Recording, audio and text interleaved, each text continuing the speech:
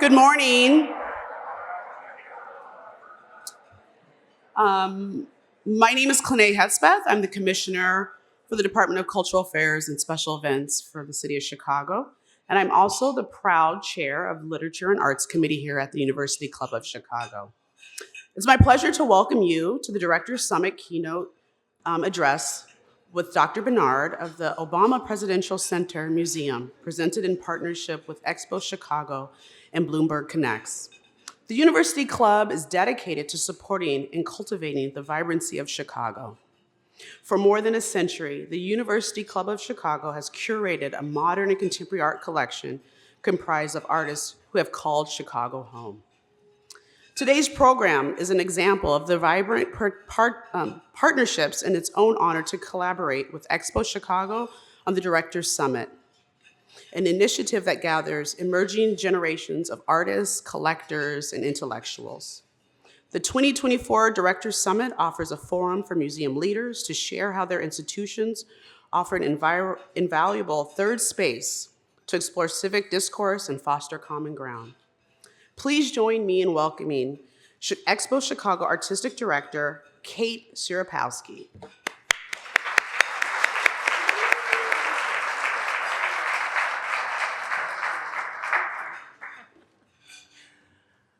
Good morning, everyone. I'm Kate Sieropowski, the Artistic Director of EXPO Chicago. It is my great pleasure to welcome you to the Director Summit keynote on the occasion of our 11th edition.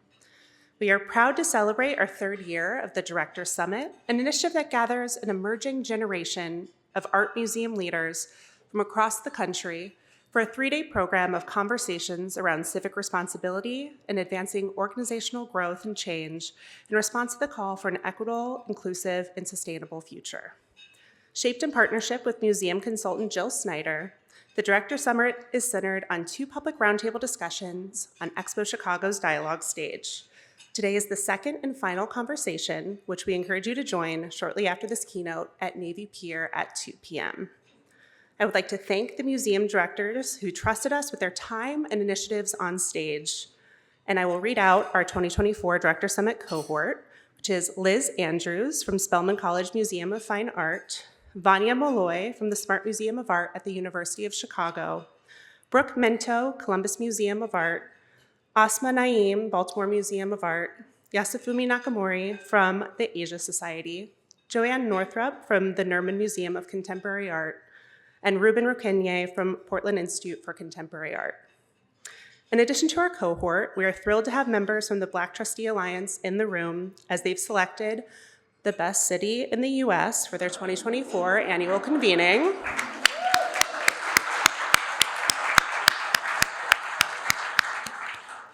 As well as the Obama Foundation in support of Louise Bernard, our wonderful keynote and member of our very first Director Summit cohort, and of course, many museum, foundation, and civic leaders.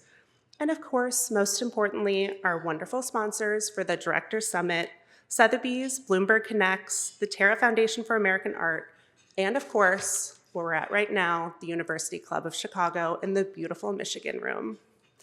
I would like to thank my friend Jill Snyder for her work on this program for the last 3 years, my colleague Megan Foy for her tremendous amount of work on making this program come to fruition, and Alexandra Maddock and Raina Nally for continuing to give us this gorgeous room, may I repeat, for this keynote.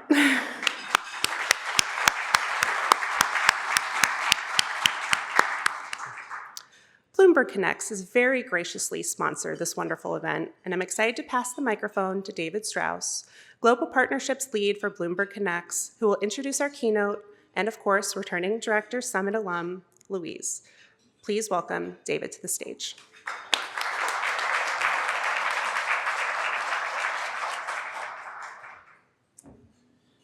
All right. Well, first off, thank you all. Kate, you, your staff, your colleagues, everyone in this room. This is a dynamic opportunity to bring together visionaries, and we at Bloomberg Philanthropies are true believers in the power of leadership and collaboration to translate into progress, and that's exactly what we're all here to do. I think the Director's Circle has offered us all an opportunity to listen for 72 hours and to hear from visionary leaders who are moving things forward and through their day-to-day work, not only moving the field forward, but propelling community society forward at a time when I think we can all benefit from that. Bloomberg Philanthropies, writ large, believes in empowering leadership, whether that's on the municipal level, the institutional level, the community level, through a number of initiatives.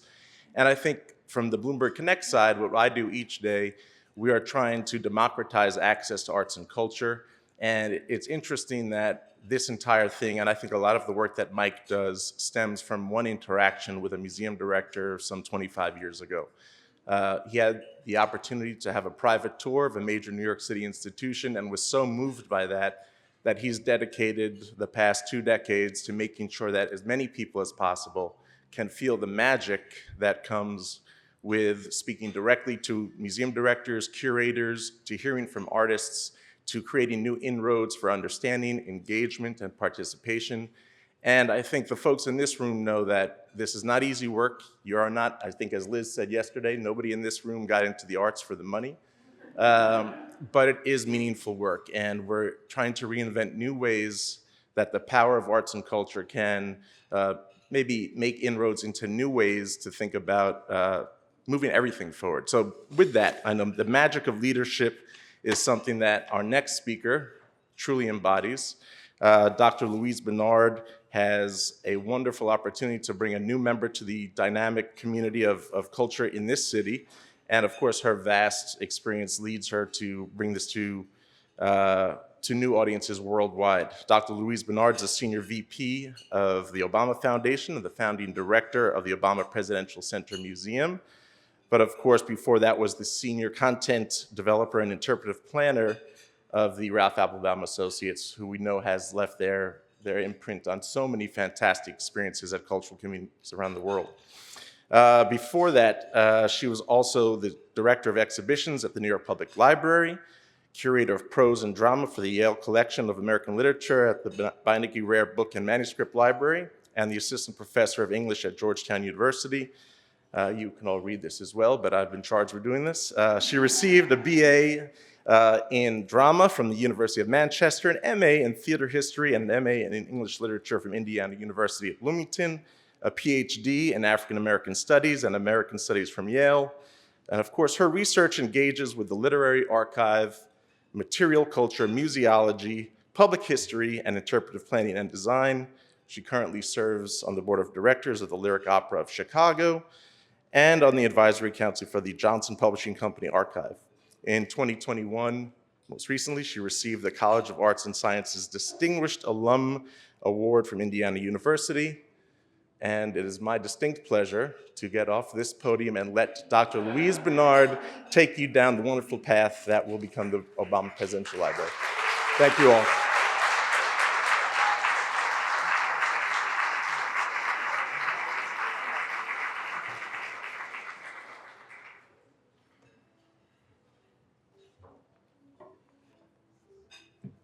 I'm just going to move the gavel out of the way here. Good afternoon, everyone.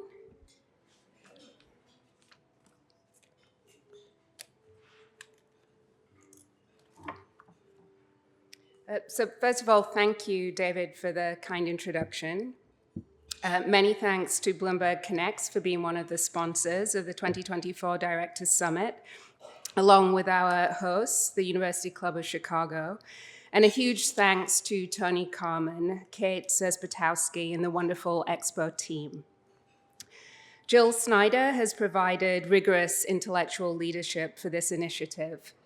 My talk today speaks back metacritically to the framing device of the Directors Summit itself.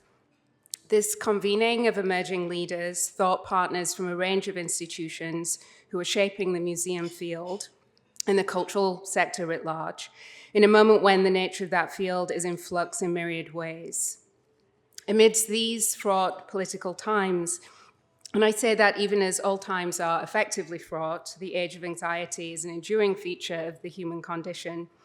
Such collective dialogue embodies the idea of the third space that unpacks in turn what I'll call here convivial culture, the civic responsibility that goes to the heart of the encounter, the social happening that is the museum. convivial, con, together, and vivere, to live. In other words, what I find exemplary about the Directors Summit as part of EXPO's rich commitment to programming is the emphasis placed on the concept of praxis, the very idea of practice, the lived, the experiential, as distinguished from theory.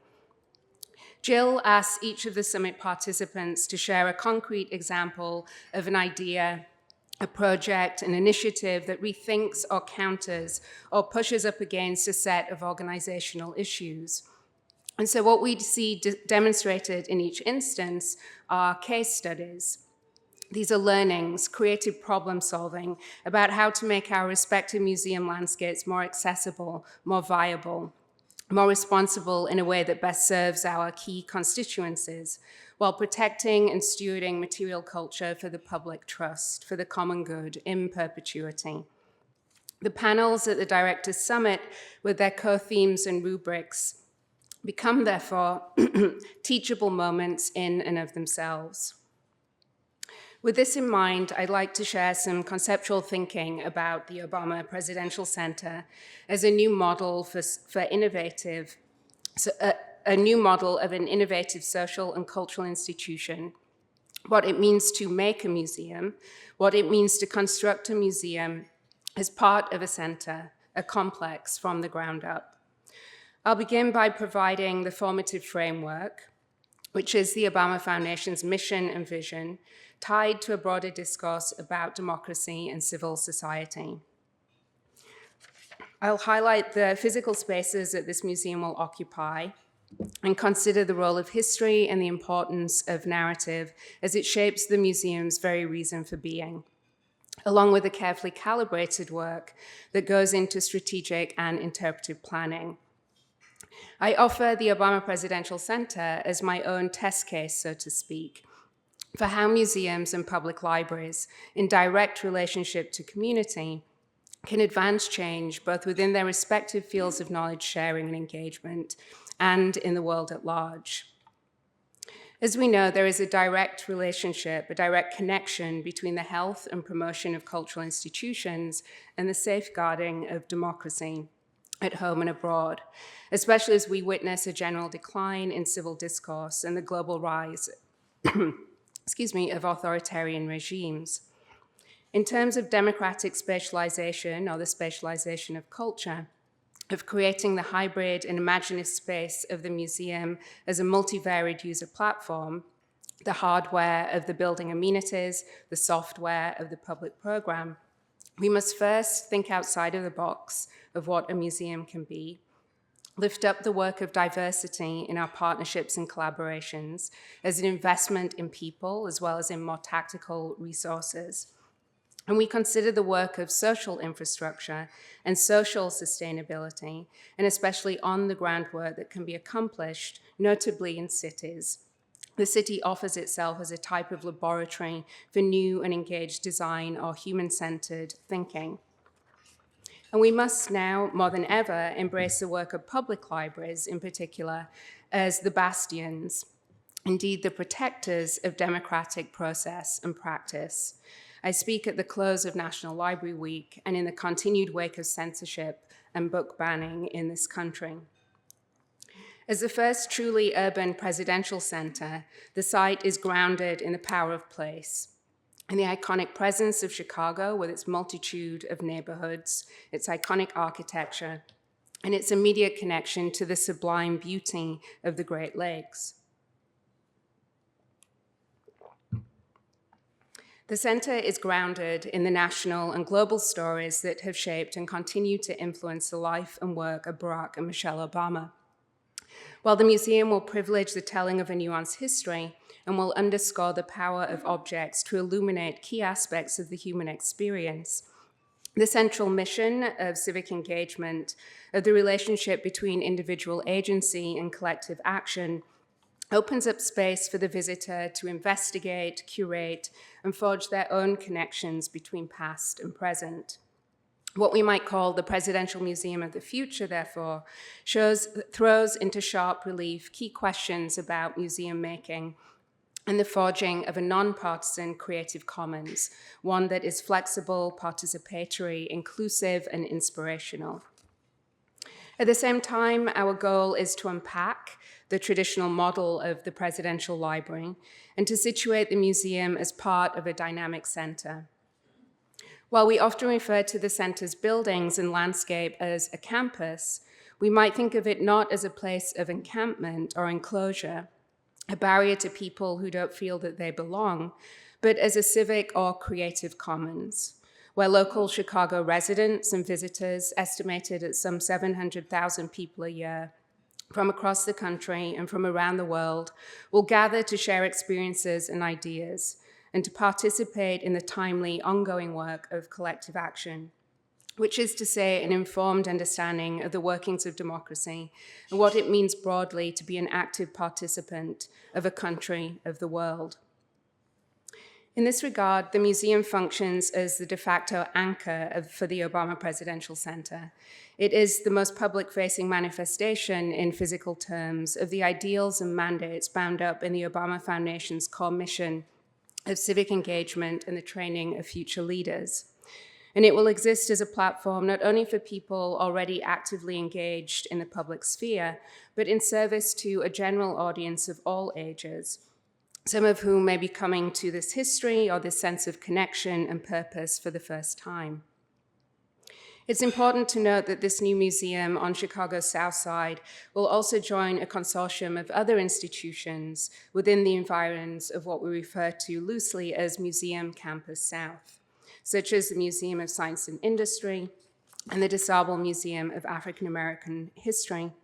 And we want to understand through ongoing dialogue with our colleagues the sorts of connections that might be forged between our representative or respective platforms and programs. In this rendering here, you can see the museum, this vertical structure, nestled amongst luscious green space, the Museum of Science and Industry immediately adjacent.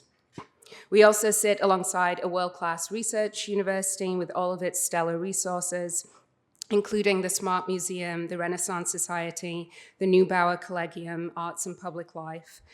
And we're situated also just across the street from Hyde Park Academy, a Chicago public school, as well as the University of Chicago's Lab School. As mentioned, this work is indelibly tied to the Obama Foundation's mission, which is to inspire, empower, and connect people to change their world. Such an idea is made tangible through three interconnected vehicles: a series of competitive leadership and mentoring programs that operate nationally and globally, lifting up future generations of change makers; a commitment to strengthening community and elevating or amplifying initiatives already on the ground in Chicago. The latter embraces the idea of a hyper-locality that will then scale outward over time from our most proximate neighborhoods, Woodlawn, Washington Park, South Shore, to the greater Chicagoland area. The Obama Presidential Center as a civic institution serves as a site-specific anchor or catalyst that simultaneously democratizes access to the rubrics of change-making through an organic sense of learning, whether passive or didactic. We think about the vibrancy of museums not only in regard to what they may teach us, but how they teach us. And even in the most solemn of museum spaces, there is often an element of play, sometimes a form of role-playing, which constantly brings us back to the idea of conviviality, to the joys or necessary discomforts of human interaction or human flourishing. And I will say that I applaud Zoe Ryan and the ICA's commitment to dance parties, which she spoke about at the summit yesterday.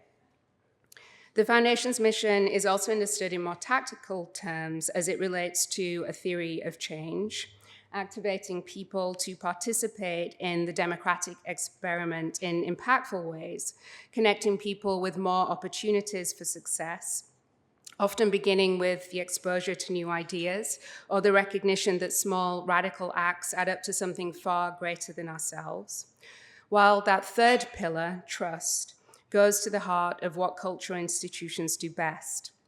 They serve as repositories for fact-based information and as spaces that exemplify an ethics of care, for cultural heritage and the people that they serve programmatically. At the same time, the museum also escapes or refuses easy definition, as we've seen demonstrated by the International Council of Museums' initially failed attempt to square away description that met with the consensus of its federation of members. Those of us who are scholars or students of Black diasporic or post-colonial life often turn to thinkers like the Martinican-born writer Edward Glissant to remind us that errantry and opacity are necessary virtues in defying an essentialist or reductionist understanding of subjectivity.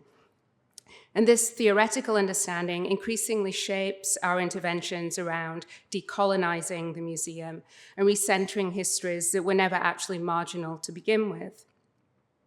But a working and pragmatic definition of the museum underscores how essential it can be to the very fabric of our daily lives. A museum is a not-for-profit permanent institution in the service of society that researches, collects, conserves, interprets, and exhibits tangible heritage. Open to the public, accessible, and inclusive, museums foster diversity and sustainability.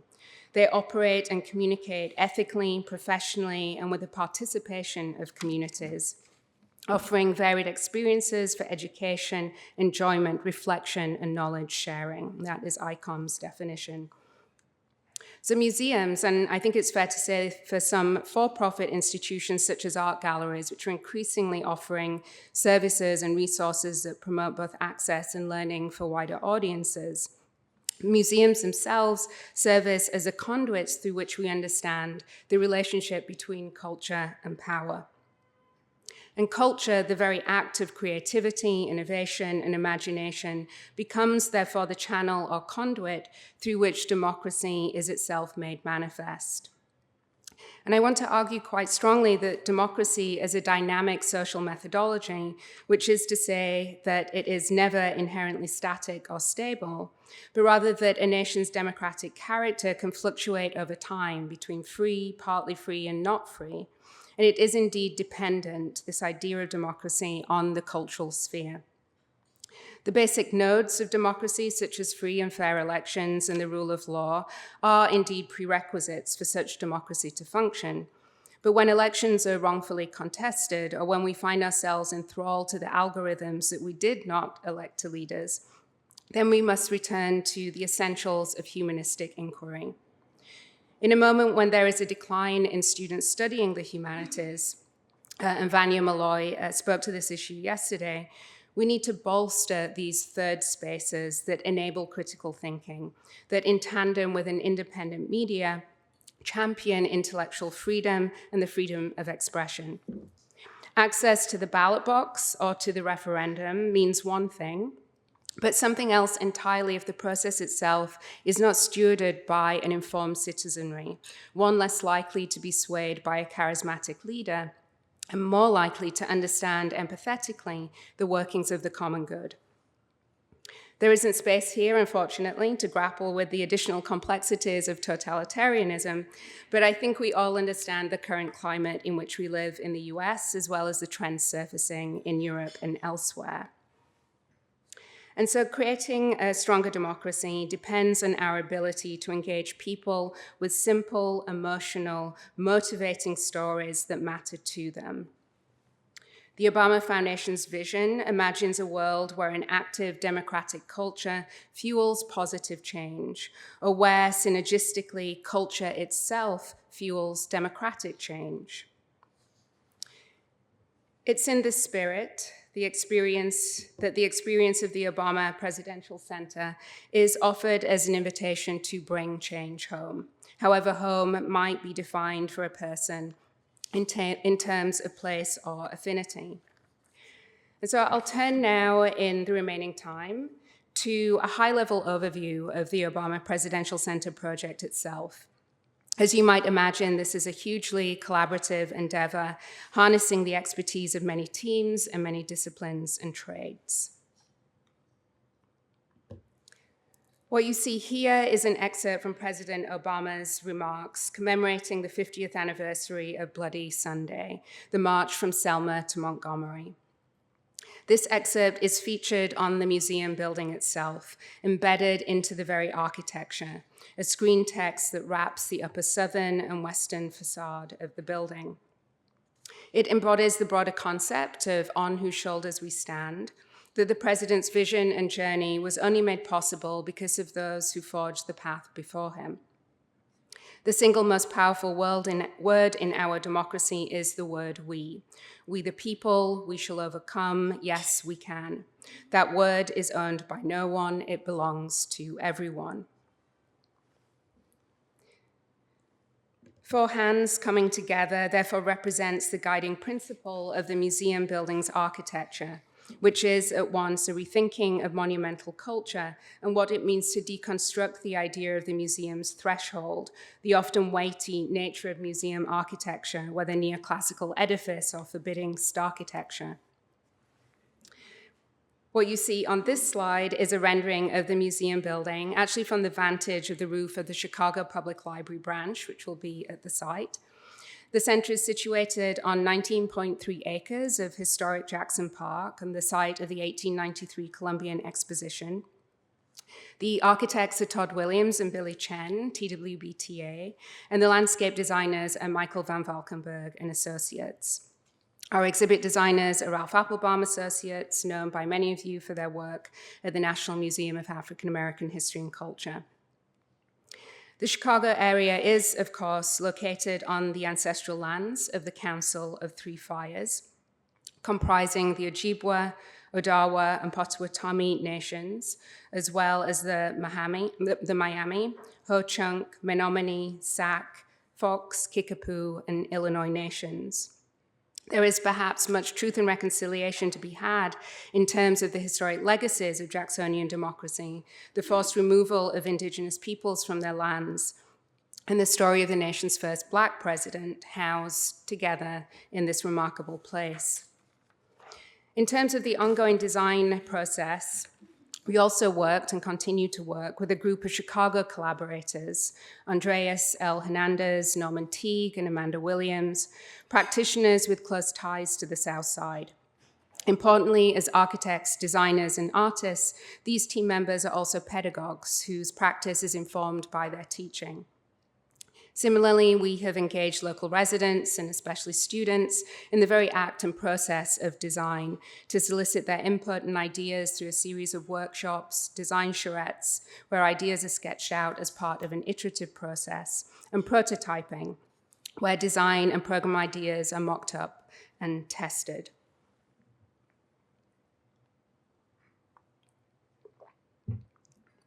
I will just note that the work of TWBTA, of Todd Williams and Billy Chen, really known for the beautiful refinement of their materiality.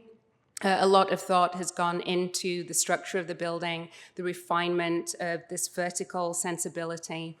It offers itself as a kind of lantern or a beacon on the landscape. And so we think about how there will be a play of light across the stone, across the course of a day, across the seasons, that bring a sense of this lightness, a sense of hope that is embedded in a building that is also protecting objects. I'll talk a little bit about how the building plays out programmatically. The importance of this site and the significance of the Obama Foundation's work here can only be understood in relation to the broader history of the Black metropolis. As a central hub of the Great Migration, and this is a story that impacts directly the story of Michelle Obama and her family. The Great Migration, the city, a destination during the early decades of the 20th century for those de facto refugees fleeing the Jim Crow terror of the mid and deep South. Chicago offered a place of respite, the promise of prosperity, even in the face of continued segregation and great hardship. We might think of Chicago as a crucible for cultural formation, a sentiment echoed in the art of Archibald Motley, in the sharp-eyed naturalism of Richard Wright, in the poetic economy of Gwendolyn Brooks. The multidisciplinary artist Theaster Gates, who works through his Rebuild Foundation and Dorchester Industries to salvage, reclaim, and revitalize decaying or empty spaces on the South Side, states that beauty is a basic service. And so we need to think deeply about how to create a place of beauty within a space that is generally cast as one of nihilism and violent dispossession. And yet the South Side remains a place still of great creativity and great tenacity. The work of the Obama Presidential Center as a civic commons, along with other civic-minded projects, is to connect to and harness that energy and that potential, ensuring that the history at the heart of placemaking always feels timely and relevant to its consumers. Turning now to a map of the Obama Presidential Center and the types of amenities that it offers as this hybrid platform. You can see here the museum, a connection to the Forum building, to the Chicago Public Library branch. There is a fruit and vegetable garden, there's a great lawn, there's a playground, and there's also programs and athletic center, which also be another space for programmatic gatherings as well as events. All of this nested within this beautiful, revitalized portion of Jackson Park. I'll focus in a little bit on the buildings that we see here in this diagrammatic distillation. Again, we see the museum, which will be this immersive participatory space, telling the story of the nation's first Black president, the first Black family in the White House, connected to the idea of a forum, again, thinking about democratic space making. This is where we will find, for example, the auditorium, a restaurant, convening spaces, offices for staff, multi-purpose programming rooms, a connection on the lower level to the footprint of the museum building. There'll be retail, grab-and-go cafe. All to say, all of the amenities that you would find within a singular museum building are embedded across these 20 acres. And really thinking about how we break down the threshold for community so that this feels like a part of their environment for which they claim ownership and a sense of agency. We can see how these three central buildings also embrace a plaza, which is a site for welcome, for convening, a space enlivened by the presence of public art, and by the programmed as well as impromptu performances that might take place there on any given day. As mentioned, we also have a branch of the Chicago Public Library, and within that space, a specially curated collection that speaks back to the story that we tell in the museum. We will have a non-circulating reference collection of books, and so to really think about it as a space for local residents to connect to this broader story. Turning to the museum's anchor experiences, many people think naturally of museums, and especially presidential museums, as being tied to the past. And while it's critically important to tell the story of the nation's first Black president, to tell the story of a remarkable individual and of the grassroots movement and two-term administration that signaled an epochal shift in American politics, we also want to think about the relevance of this history itself going forward, how a deep-rootedness and understanding of the past and present carries us toward a sense of future possibility.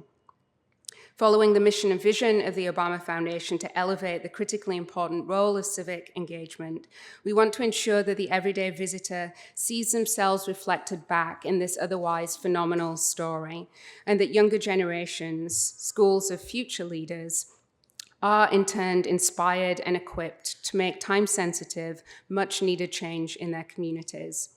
And so we seek to build a physical experience that offers a space for immersion, for storytelling, for dialogue, and to provide the tools to understand how we can all engage with the vital issues that shape the world in which we live.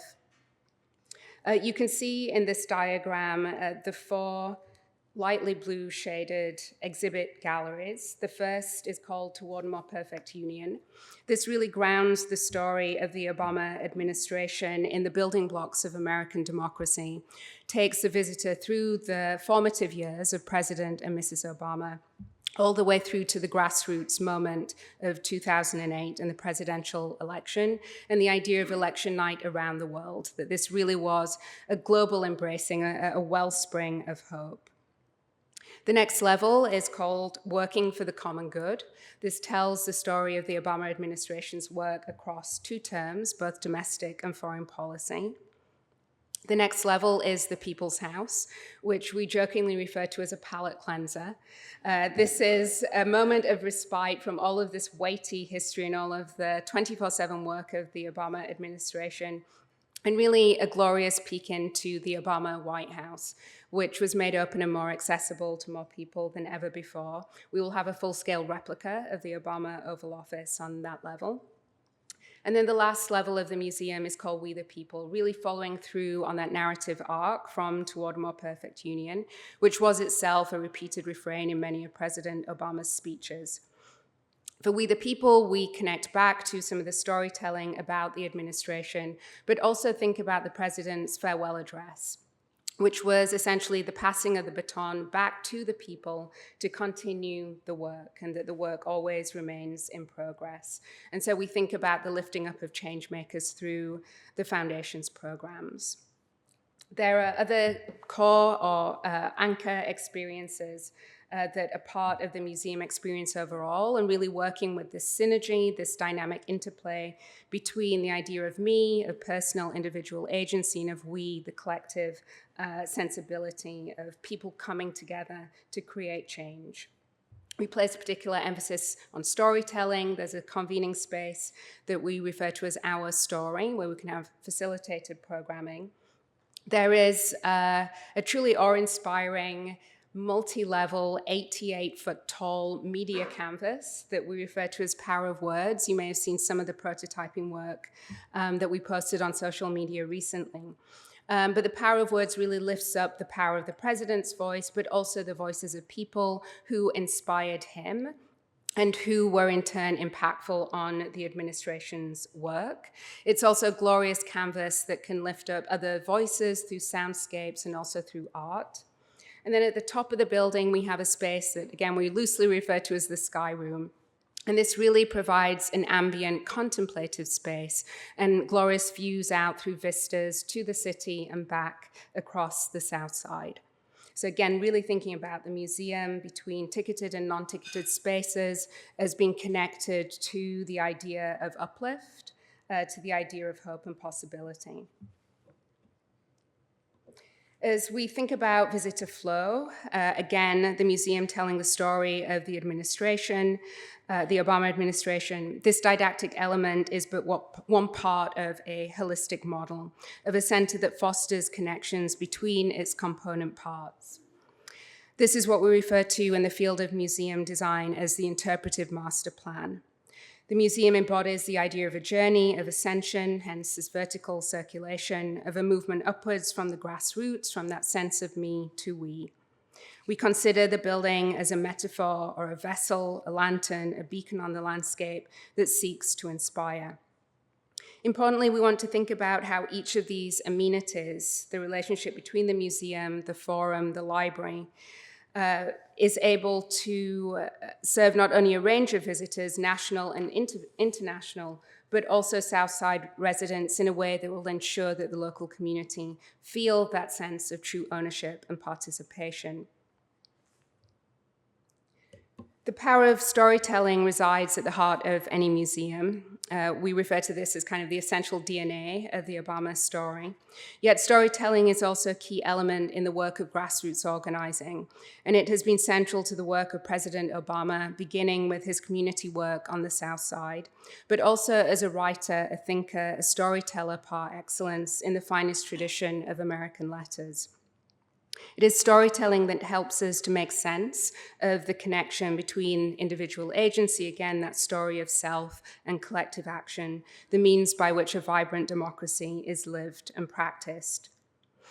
While the narrative arc of President and Mrs. Obama's story forms the spine of the museum, that primary arc is interwoven with a deep historical context, with the foundational narrative of social movements and milestones, as well as those counter-narratives that serve to push and pull against the tenets of American progressive movements. It is this woven narrative, the museum's essential DNA, that makes up what we refer to as the interpretive framework that will guide the visitor experience. The dotted lines on the narrative arc indicate those formative narratives that make up our contemporary society, the points at which we might stretch back, for example, to the nation's founding documents, to the history of racialized slavery, to the trans-historical connections that might be forged between, say, Abraham Lincoln and the inauguration of the nation's first Black president. At the same time, we are cognizant of the need for timeliness, for a way to make sense of history and of very recent events moving forward. In this regard, the past must feel connected to the present and to the issues that in many ways continue to haunt us. How might we continue to track and monitor the history of voting rights, of mass incarceration, or the impact of nuclear non-proliferation? How can we engage visitors to best understand their role as social actors, to understand that history is always in the making, and that progress, however we might wish to define it, is never a simple linear march through time? In making this history digestible, visitors of all ages should leave the museum with clearly defined takeaways about the high-level issues that shaped the Obama presidency, topics such as healthcare or climate change, and representative examples of foreign policy, for instance, the Iran nuclear deal, the opening of relations with Cuba, as well as those pivotal moments, high points and low, that continue to shape the president's legacy. Yet these topics should also be presented as teachable moments, wherein visitors can understand the mechanics of how this impossible thing called governance actually works.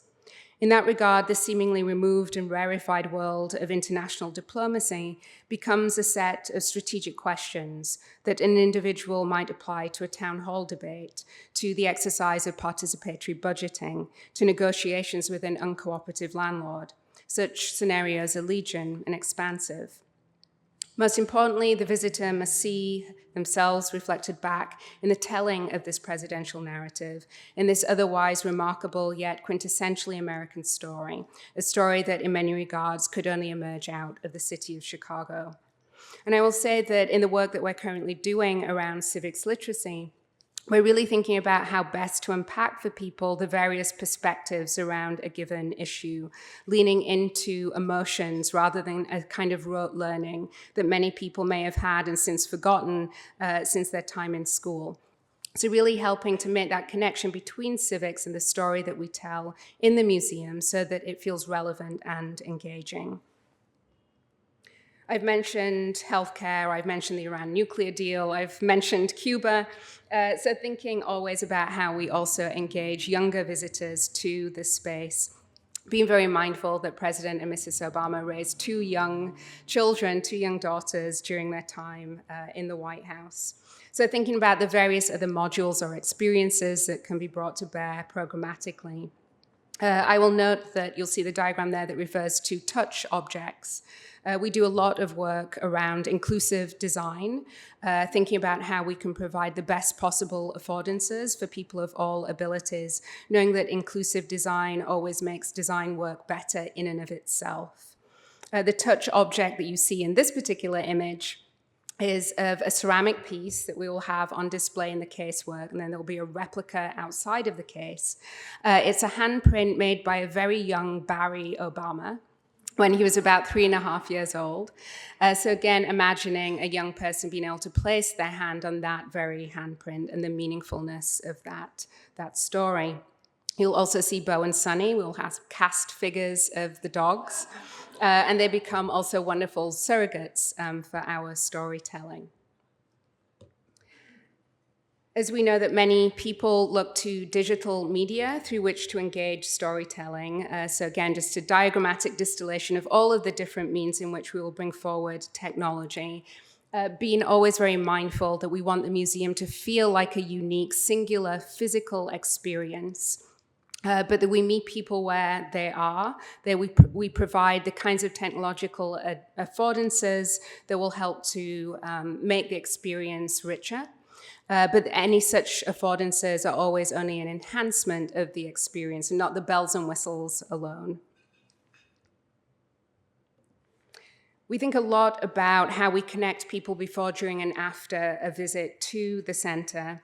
And the goal is to begin to prototype, model, and test programs before the physical building opens.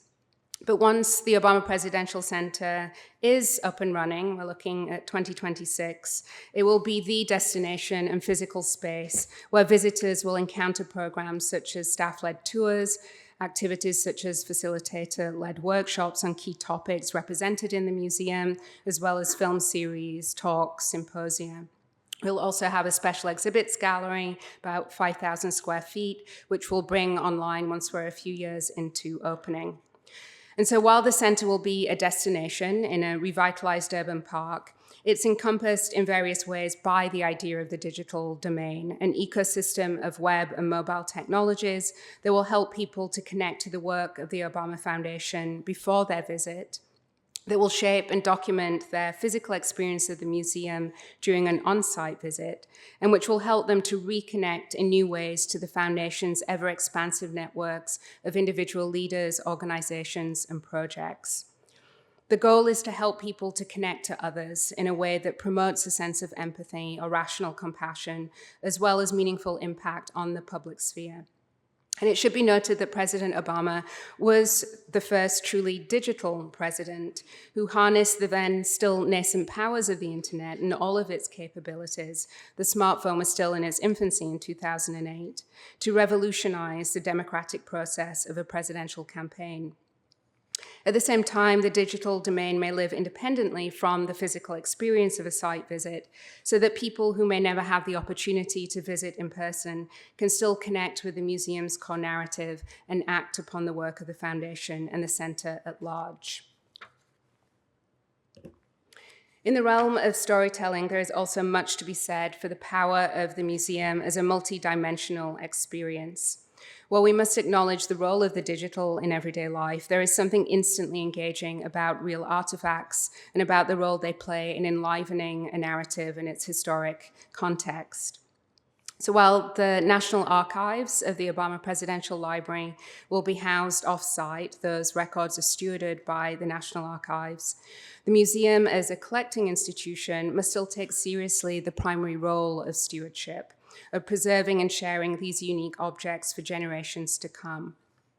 You can see here a range of materials that will be on display, whether that's manuscripts, correspondence, books, textiles, ephemera, such as campaign memorabilia, and symbolic items, such as one of President Obama's signing pens, all of which provide a sense of texture and authenticity to the museum experience.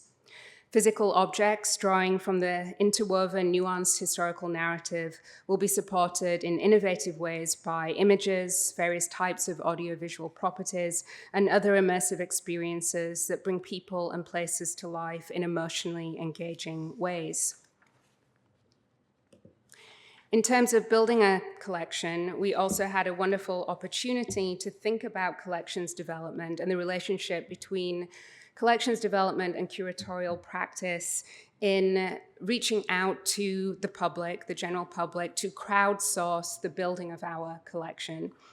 Again, here you can see these wonderful portraits that were drawn from a series of collections gathering events here in Chicago, hosted by the Rebuild Foundation at the Stony Island Arts Bank, in Iowa, which had been proof of concept in 2008, and in partnership with the Bishop Museum in Honolulu.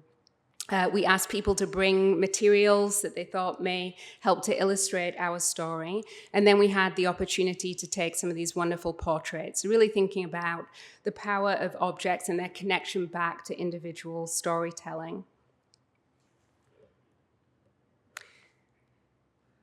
You can see here in this image, it's actually a graphic elevation of one of the museum cases, which is telling the story of the 2008 campaign. And you can see just the rich materiality of this storytelling, and also the incredible generosity and goodwill of people who are willing to give their materials that have been so connected to them personally and emotionally to help to tell this broader story. So again, as with many presidential museums, or unlike rather many presidential museums, this museum lifts up the story of everyday people. It's not just about the principal, President Obama, it's about the people who made his story possible. Lastly, but certainly not least, I'd like to talk about the power of art. and the way in which the Obama Presidential Center will serve as an arts destination in its own right. In this regard, we think deeply in terms of interpretive planning about the role of the arts and the importance of social and cultural practice. While science and technology sit at the cutting edge of human endeavor, we might consider the way in which art and artists push the boundaries of how we understand what it truly means to be human in a particular time and place. Art making is a primal force, a language we develop in many ways before speech. And so in the process of building a museum for the future, we seek to bring these voices to the table to help shape or forge the space of the center itself. You may recall the way in which the Obamas rehung artwork at the White House, the way in which they engaged practitioners from across a variety of fields, not only in performances, but in educational workshops with young people from Washington, D.C. and across the country. President Obama states the arts have always been central to the American experience. They provoke thought, challenge our assumptions, and shape how we define our narrative as a country. Similarly, Mrs. Obama states every day, through engagement in the arts, our children learn to open their imaginations, to dream just a little bigger, and to strive every day to reach those dreams. So in terms of a presidential connection, we might think about the way in which President and Mrs. Obama made this conscious decision to privilege the role of the arts of the White House, to really center the space by inviting artists, whether painters, writers, musicians, dancers, designers, to be active collaborators on pressing social issues and to mentor youth in the act of giving back. And you might imagine how art-based programs will invigorate the otherwise insular corridors of presidential history. Our goal always to build upon associations and to think expansively. I think many people are familiar with these two remarkable portraits of President and Mrs. Obama. Again, thinking about the pilgrimage effect that these portraits had on the National Portrait Gallery, and as they toured the country, people literally lining up to pay homage, to commune with these remarkable pieces of art. And so I will mention in closing just two of the commissions that we have announced to date, part of a roster of some 20 or so works that will be embedded across the campus and that will be slated for completion when we open the center's doors. The first piece that you see here is this wonderful water feature by the architect and artist Maya Lin. It's called Seeing Through the Universe, and really lifts up her signature relationship to the environment and sustainability. The space in which it sits is actually named in honor of President Obama's mother, Stanley Ann Dunham. And in relationship to the campus as a whole, we've done a lot of thinking around the connection between philanthropy and social justice, the idea of honoree naming. So the spaces, as you may have seen from the map, are named in honor of a figure who speaks back to the president's story, who lifts up the idea of social justice. President Obama's mother was a social anthropologist, working with women and girls across the world, but particularly in Indonesia. And so really thinking about that relationship between the individual honoree and the work that we seek to amplify. So here, this beautiful water feature, very timeless and refined, in keeping with the building and the center as a whole. But President Obama also wanted something that would feel playful, that children would enjoy. And so the piece has this wonderful misting effect that comes out through the oculus, as well as you can touch, as with many of Maya Lin's water features, you can touch this lovely pebble. And as you touch it, you change the very nature of the piece itself, that connection to water and that idea of a ripple effect.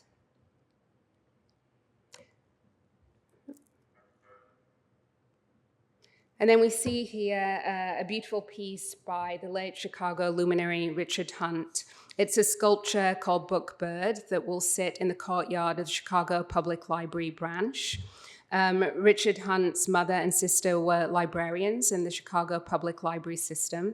So again, always making these wonderful connections back to the story that we tell and to the people who best illustrate and amplify those very stories.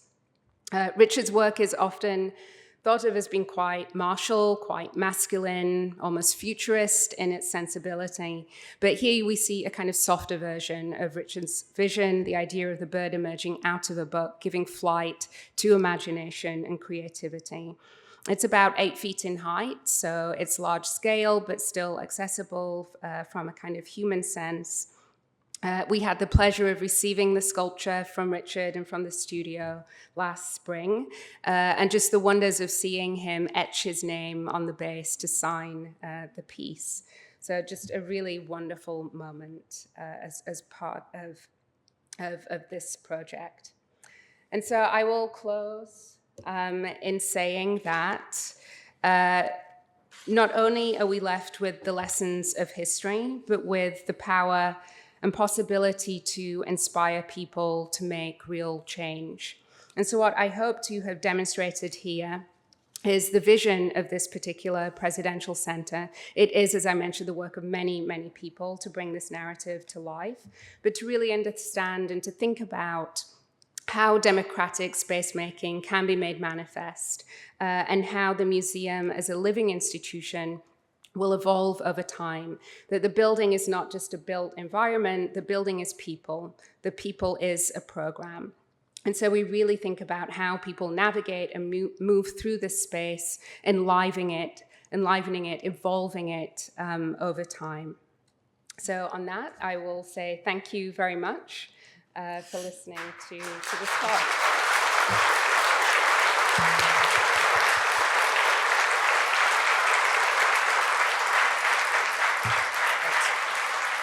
Thank you, Dr. Bernard. We will open the floor for questions now.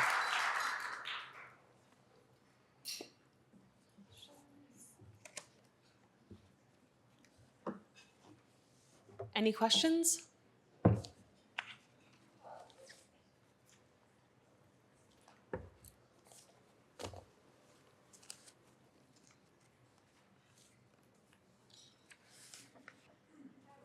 Here's the mic for you. Thank you, Megan. And thank you, Dr. Bernard, for your wonderful information. I feel like all of us have been waiting with bated breath to learn more about this museum, so I really appreciate your presentation today. I believe I heard that a few years in, you're going to have a gallery space where you'll have rotating exhibitions. Could you talk more about what types of exhibitions you see in that space, if there will be more didactic, historical, arts? What do you envision for that space? It's a wonderful question, thank you. I think we all recognize the importance of permanent exhibitions to tell a particular story. But a special exhibitions gallery, ours is about 5,000 square feet and functions as a kind of white box space, will be a way to really delve into some of those stories in a much more focused way. It means that we can also think about subject matter that connects to our global leaders programs, whether that's climate change, for example, patterns of migration, whether it's the Great Migration or broader discourse around immigration, and really delve into those topics.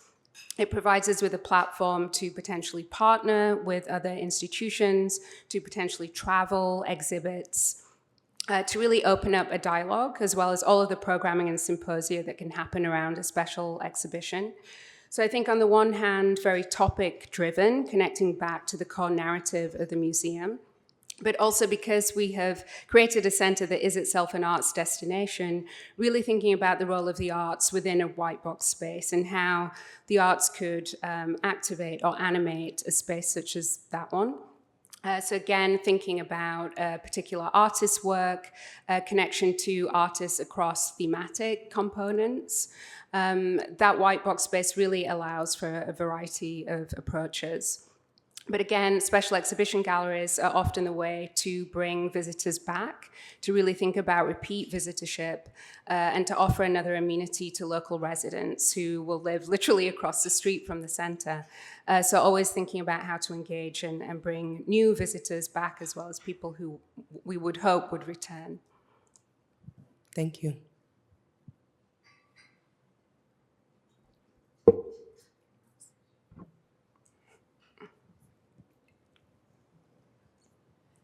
Thank you so much, Dr. Bernard. There's been so much that has gone into the museum, so many years of planning, zoning, design, art. What are you most excited to see completed and to be able to walk through and experience? Some of my colleagues in the room, so they're all laughing. They're all laughing at that question, Leslie. Thank you so much. I think I will say that I was very fortunate to work on the National Museum of African American History and Culture. I joined that project when it was just post-concept, moving into schematic design. The project had just broken ground as I arrived.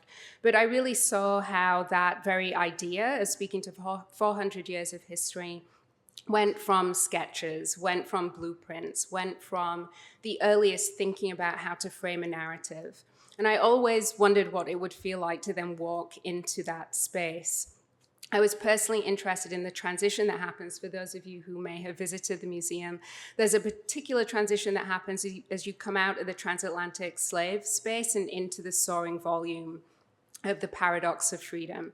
And I wanted to imagine, or I tried to imagine what it would feel like to actually walk out into that space and to have actually then have experienced it in 2016 was truly remarkable. There's nothing quite like it. I'm excited for my colleagues to have a similar experience when we open the center.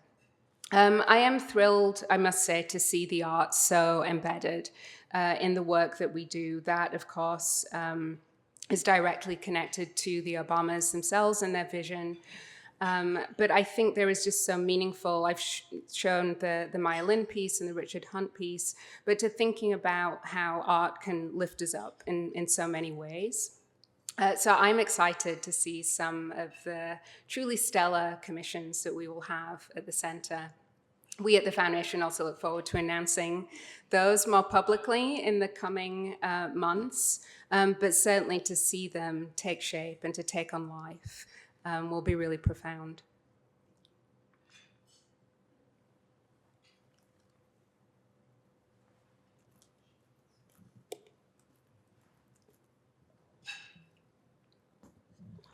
You spoke a lot about the indoor spaces, but you also have some phenomenal outdoor spaces between the campus Yes. and the Japanese garden. Can you speak a little bit more on how those will be integrated? Yes, thank you.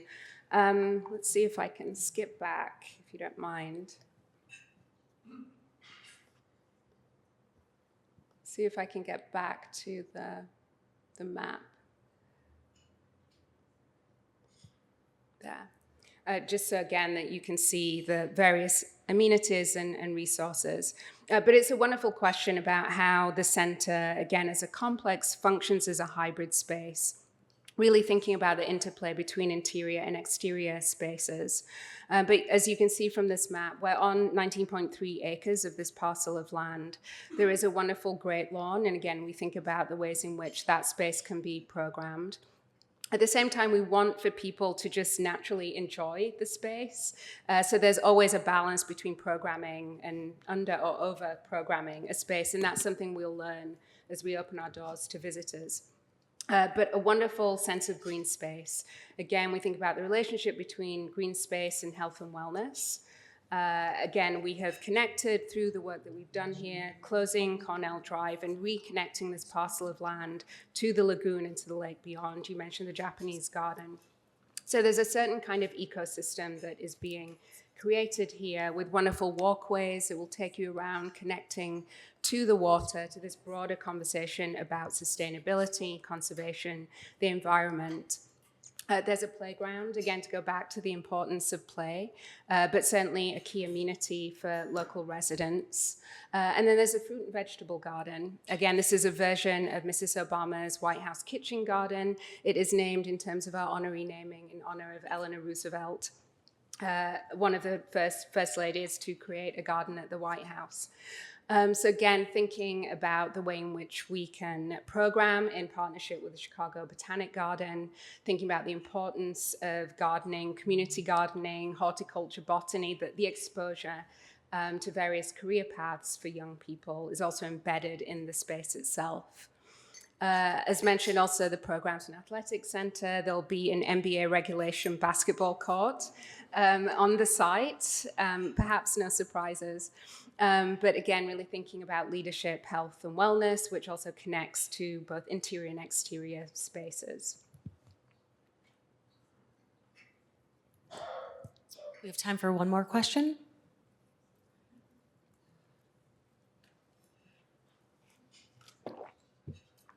Thank you, Dr. Bernard, for your presentation. I'm an arts educator who's here with the Black Trustee Alliance, and I teach a course in narrative at Syracuse University. And so I was really, really excited by the slide with the braided narratives that, I don't know if you can click on it. But one of the things I often present is the power of counter-narrative in generating change. And I wonder if there's another reading that's possible of this slide, and that the grand narrative that USA has wanted to tell about itself is the key narrative there, but that the counter narrative to that is actually the Obama presidency and the Obama story, and that it's been really key to generating change that has taken us forward. I just wonder if there's maybe another way of looking at this slide. Yes, thank you for that question. So just to speak to the diagram that we have here. So the Obama Presidential Center, the Obama Presidential Center Museum, the primary narrative arc, the work of the administration, the dots tracking back into the past and an understanding of the building blocks of American democracy, the dots tracking forward, really thinking about that forward sensibility. Unlike other presidential museums, we have actually integrated Mrs. Obama's story throughout the narrative. Again, really thinking about the important synergy between the East Wing and the West Wing. So Mrs. Obama's initiatives are embedded throughout the storytelling that we do. Progressive movements and milestones also embedded throughout the storytelling, really helping people to understand that narrative arc that is taken from Toward a More Perfect Union to We the People. But in terms of the counter-narrative, we are mindful, again, in speaking to the story of the nation's first Black president, that we also need to be able to articulate the issues of race and racism, of nativism and popularism, and to really understand, or to help the visitor understand, the very radical pendulum swing that happened between 2008 and 2016. We know that such pendulum swings are a natural course of democracy as we move from one party to the next, but we saw such a shift in the civil discourse, particularly through social media, between the utopian sense of the internet in 2008 and what clearly appears to be forms of interference through those very mechanisms in 2016 and beyond. So again, it's really providing people with the tools and resources to understand these very complicated issues that shape the world in which we live. So unlike other presidential museums that don't necessarily have to acknowledge this counter-narrative, we are very mindful of the push and pull of progress, and that progress is never linear or something we can take for granted. Thank you, Dr. Bernard. Thank you.